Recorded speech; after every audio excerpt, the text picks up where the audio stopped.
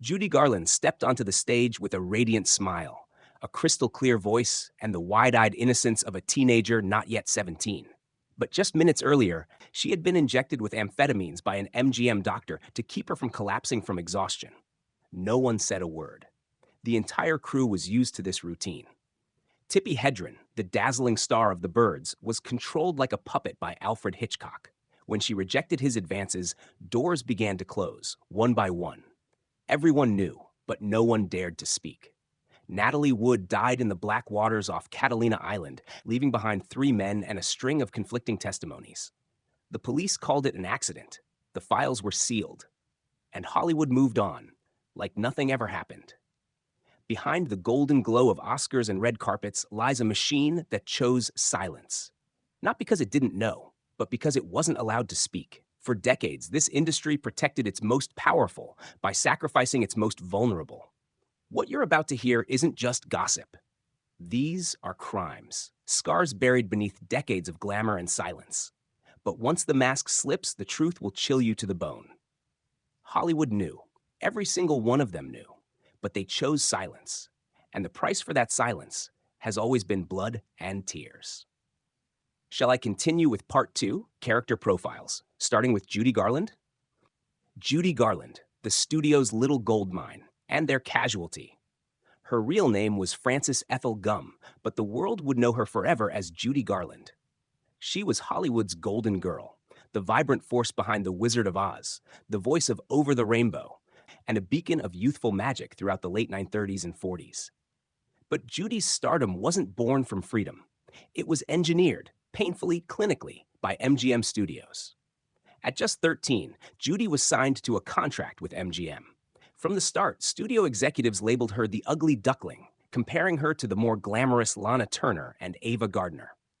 To fix her, they prescribed a brutal regimen: diet pills to suppress her appetite, sleeping pills to counteract the stimulants, and relentless pressure to perform. She was ordered not to eat. When she gained a few pounds, studio heads forced her to fast and work 16-hour days. A chilling quote from Judy's own account reveals the horror. "They had us working days and nights without rest. They'd give us pills to keep us going, then knock us out at night with sleeping pills. After a while, we couldn't function without them." By the time she turned 18, Judy was already dependent on drugs. Her mental health spiraled. Marriages crumbled. Her career became a patchwork of comebacks and collapses. Each time she tried to escape, the industry pulled her back until there was nothing left to take. In 1969, Judy Garland was found dead in a London bathroom. Official cause? Barbiturate overdose. She was 47. There were whispers of regret in Hollywood, quiet statements, hollow condolences, but no one was ever held responsible for the system that consumed her. She died a legend, but also as evidence of what Hollywood does when you're worth more broken than whole. Tippi Hedren, the muse who fought back. She was elegance incarnate, plucked from obscurity by Alfred Hitchcock himself. Born Natalie K. Hedren, she was a successful model before being cast in The Birds, 1963, a film that would make her a star and nearly destroy her in the process. Hitchcock didn't just direct Tippi Hedren, he owned her. Literally. He signed her to a 5-year contract, isolating her professionally. She could not work for anyone else. She could not escape him. At first, she was flattered by the attention. Then it turned obsessive.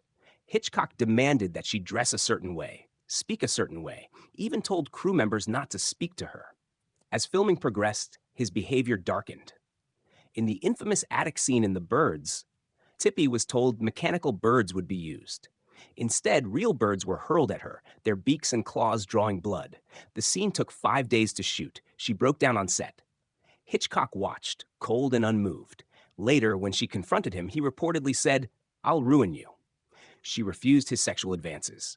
That was her final act of defiance. He followed through on his threat. Despite her growing fame, he kept her contract-bound and idle. She was offered roles by major directors, François Truffaut among them, but Hitchcock blocked them all. Her career stalled. Hollywood moved on. Years later, in interviews, Hedren spoke clearly. "It wasn't love, it was obsession. And when I said no, he punished me for years." She didn't just survive Alfred Hitchcock, she defied him. But the price was everything Hollywood had promised her. Natalie Wood, the star who vanished beneath the waves. She was born Natalia Nikolaevna Zakharenko, but the world knew her as Natalie Wood. With deep-set eyes and porcelain beauty, she lit up the silver screen in classics like Rebel Without a Cause and West Side Story. But beneath the glamour was a woman deeply afraid of water, an old fear from childhood she never quite shook. And yet, it was water that killed her. On November 29, 1981, Natalie Wood disappeared from the yacht Splendor, anchored off Catalina Island. Aboard that night were three men: her husband, actor Robert Wagner, fellow actor Christopher Walken, and the boat's captain, Dennis Davern. Hours later, her body was found floating face down in the Pacific, wearing a nightgown, socks, and a down jacket. She was 43. The official story was accidental drowning. But the facts never sat right. Neighbors on nearby boats reported hearing screams that night. The dinghy tied to the yacht was found miles away, odd for a woman terrified of water and unlikely to untie it herself. Bruises were found on her arms, legs, and face. The autopsy raised eyebrows, but no further questions were asked. Robert Wagner admitted they had argued. Walken remained elusive. The captain later changed his story, claiming Wagner had delayed calling for help. Still, no charges were filed. No further investigation pursued. It took 30 years for the case to be reopened. In 2011, the coroner amended the cause of death to drowning and other undetermined factors. In 2018, Robert Wagner was named a person of interest. But the silence remained deafening. Natalie's final film was titled Brainstorm. It never finished production. Just like the investigation into her death. She feared the ocean all her life. In the end, it swallowed her. And Hollywood, once again, looked the other way. Dominique Dunne, the rising star. Hollywood forgot to protect. She was young, luminous, and on the cusp of stardom. Dominique Dunne had just stolen scenes in Poltergeist, 1982, playing the teenage daughter in what would become one of the most iconic horror films of the decade. Audiences saw a bright future. But that future ended on the front lawn of her own home, at the hands of someone she had tried to leave behind. Dominique was just 22 when she was murdered by her ex-boyfriend, John Thomas Sweeney, a sous chef she had met months earlier. The relationship quickly turned violent. Friends recalled seeing bruises. Her family pleaded with her to cut ties. She finally did. He didn't accept it. On October 30th, 1982, Sweeney showed up uninvited to her West Hollywood home. After a heated confrontation, he strangled her in her driveway, leaving her unconscious as he calmly waited for police to arrive. Dominique fell into a coma and died 5 days later. She never regained consciousness. But what came next was even more shocking. Sweeney was charged with second-degree murder. At trial, his legal team painted the murder as a crime of passion. Key evidence, like his history of violent behavior, was excluded. The judge refused to allow testimony from other women he had assaulted. The jury convicted him, not of murder, but of voluntary manslaughter. He served just 3.5 years. Hollywood barely blinked. There were no industry statements, no studio campaigns. Dominique Dunne's name faded from the spotlight as quickly as it had entered. And Sweeney? He changed his name, disappeared into private life, and resumed work in the restaurant industry. She was 22, beautiful, talented, and expendable. Because in Hollywood, even when the truth is undeniable, justice is negotiable. Jean Seberg, the actress the FBI tried to destroy. Jean Seberg was more than just a screen beauty. Born in Iowa, she rose to international fame through French New Wave cinema, immortalized in Breathless, 1960, as the icy blonde with a gaze that could burn through glass. But behind that iconic face was a woman who believed in causes, who spoke out, who refused to play the role of silent starlet. And for that, she became a target.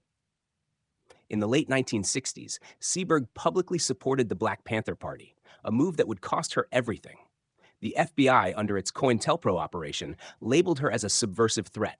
Their goal wasn't to arrest her. It was to annihilate her reputation. In 1970, the FBI leaked a completely false story to the press that Jean Seberg was pregnant with the child of a Black Panther leader. The story spread like wildfire. Even outlets like Newsweek printed it, citing official sources. The humiliation was unbearable.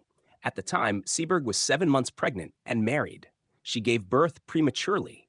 The baby girl died 2 days later. At the funeral, Jean opened the coffin to show the child was white, proof the story was a lie. But the damage was irreversible.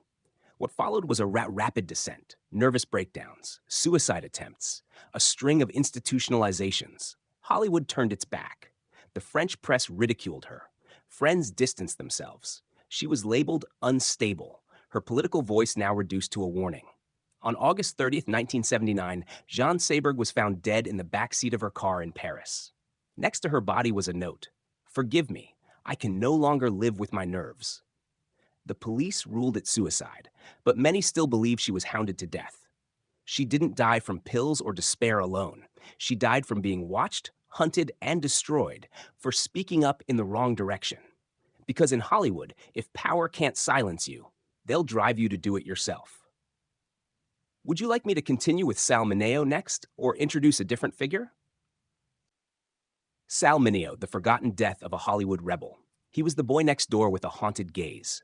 Sal Mineo shot to fame as Plato in Rebel Without a Cause, 1955, alongside James Dean and Natalie Wood. He earned an Academy Award nomination at just 17, becoming one of the youngest nominees in history.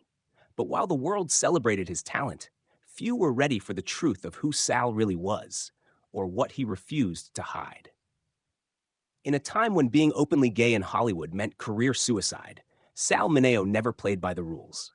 He didn't shout it from rooftops, but he didn't lie. He pursued roles that challenged masculinity, that hinted at queerness, that made people uncomfortable. When the leading man roles dried up, he turned to theater and independent films, where he could live and create more freely. By the late 1970s, he was staging a comeback. He had just finished directing a successful stage production of P.S. Your Cat is Dead and had landed a role in a new TV series. For the first time in years, Sal felt seen again. Then came February 12, 1976. That night, as he returned to his apartment in West Hollywood, Sal was stabbed in the alleyway just steps from his door. A single wound to the heart. He died almost instantly. He was 37. Police first floated the theory of a homosexual motive despite no evidence. Tabloids hinted at perversion. Hollywood stayed silent. No public tributes, no studio remembrance, just whispers. It took a year and a half to arrest a suspect, Lionel Williams, a 17-year-old with a history of robberies. He was convicted, but the motive was never clear. Some believe it was a random act, others, something darker. Sal Mineo didn't die just from a knife. He died from a culture that deemed him expendable the moment he stepped outside the norm. In Hollywood, being different is dangerous, and being honest can be fatal. Marilyn Monroe, the icon who knew too much. She was born Norma Jean Mortensen, a girl from foster homes and factory shifts. But Hollywood didn't want Norma Jean. It wanted Marilyn Monroe, the platinum bombshell, the whispering dream, the fantasy of a nation. And it got her. What most don't know is that Marilyn Monroe was no fool. Behind the breathy voice and girlish giggle was a woman of rare intelligence, wit, and a growing awareness of the power structures surrounding her. She read Freud, Dostoevsky, and poetry. She fought for control of her own career, formed her own production company, and took on the studios when they tried to box her in. But Hollywood, and perhaps more dangerously, Washington, had other plans. By the early 1960s, Marilyn was entangled with both John F. Kennedy and his brother Robert. Her home was tapped. Her phones were monitored. FBI files, later declassified, confirmed surveillance. She reportedly kept a diary filled with secrets from her inner circles, including political affairs and high-level pillow talk. On August 5, 1962, Marilyn was found dead in her Los Angeles home. Official cause, barbiturate overdose. But the details never added up. There were no pill bottles in her stomach, only in her blood. The timeline was fuzzy. Witnesses changed their stories. The body was allegedly moved. Her diary vanished. The last calls on her phone? To Bobby Kennedy and her psychiatrist. Some say it was suicide. Others call it accidental. And a growing number believe it was orchestrated. In her final interview, she said, "Fame will go to your head and break your heart." Perhaps she knew what was coming.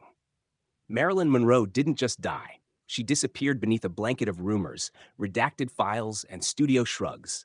And when the brightest star falls, Hollywood doesn't mourn. It rewrites. Dorothy Dandridge, the beauty Hollywood couldn't love out loud. She was the first black woman nominated for a Best Actress Oscar, a vision in white chiffon. Standing tall at the 1955 Academy Awards, Dorothy Dandridge seemed destined to shatter barriers. And for a brief, glittering moment, she did. But Hollywood never intended to let her win.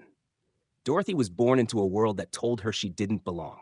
As a child performer on the Chitlin circuit, she sang and danced in segregated venues where black entertainers exited through back doors. Her breakthrough role came in Carmen Jones, 1954, where she burned through the screen, confident, sensual, unforgettable. But offers didn't pour in afterward. Instead, she was typecast, marginalized, shelved. The real insult came off camera. When she entered the Beverly Hills Hotel for a meeting, management drained the pool afterward because a black woman had swum in it. She wasn't allowed to kiss white actors on screen, wasn't permitted to dine in some of the very venues she performed in. When she fell in love with white director Otto Preminger, she was warned it would kill her career. It did. Finances collapsed, roles dried up. She took degrading nightclub gigs just to pay her daughter's medical bills. Her daughter, born with brain damage, was institutionalized, another unspoken pain she carried alone. In 1965, Dorothy Dandridge was found dead in her Los Angeles apartment. Official cause, an overdose of antidepressants. She was 42. Forgotten by the industry she had once dazzled. No tributes, no retrospectives, no justice. She was poised to break every rule, but the rules broke her first. Because in Hollywood, if you're too bold, too black, or simply too much, they'll make sure history forgets you. Pentwistle, the girl who jumped from the word Hollywood. She came to Los Angeles with ambition in her eyes and Broadway credentials in her suitcase. Peg Entwistle was no amateur. Born in Wales and raised in New York, she had already shared the stage with legends like Humphrey Bogart. But in 1932, she packed up her talent and hope and headed west, into the great Hollywood machine. She got one role, a supporting part in the RKO film 13 Women, playing a woman driven to despair. Ironically, or prophetically, most of her scenes were cut before release.